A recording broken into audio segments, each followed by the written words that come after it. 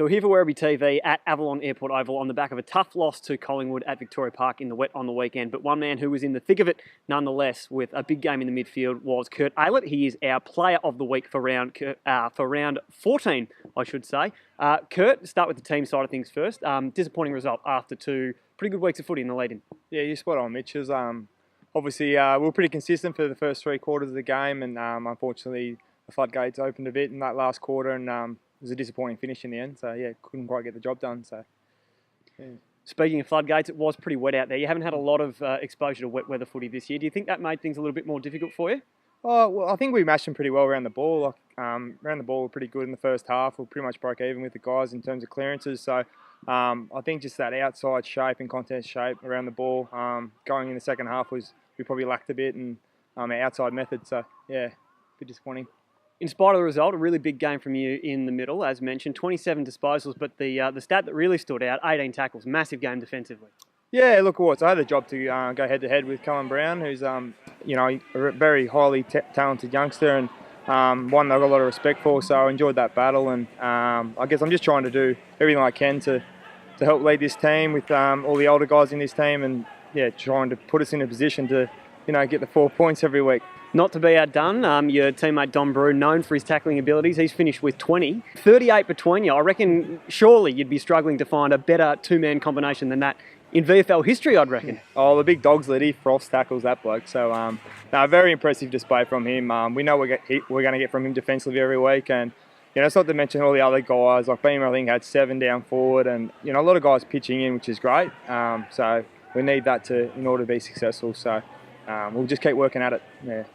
Keegan Gray, I thought, was another good story from the weekend. A bit of a quiet debut the week before, but found a lot of the footy on the weekend. Yeah, no, Keegs is great. I guess every game he's going to feel more comfortable, and that goes for all the youngsters that come into the team. It takes time to feel comfortable at this level, playing against really big bodies on smaller grounds, so it is challenging, but I thought Keegan's effort was really positive, and he's going to be a very important player in the future for us, I think.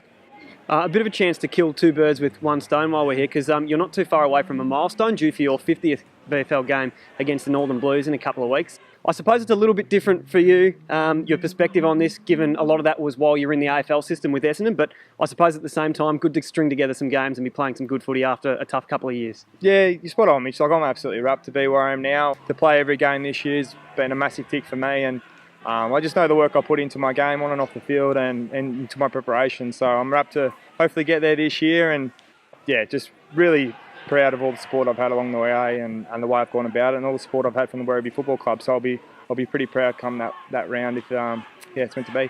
So back home against your old side, the Bombers, this weekend, and the mathematical possibility of finals is now pretty much done. How do you guys keep yourself focused, and what do you focus on for the remainder of the season?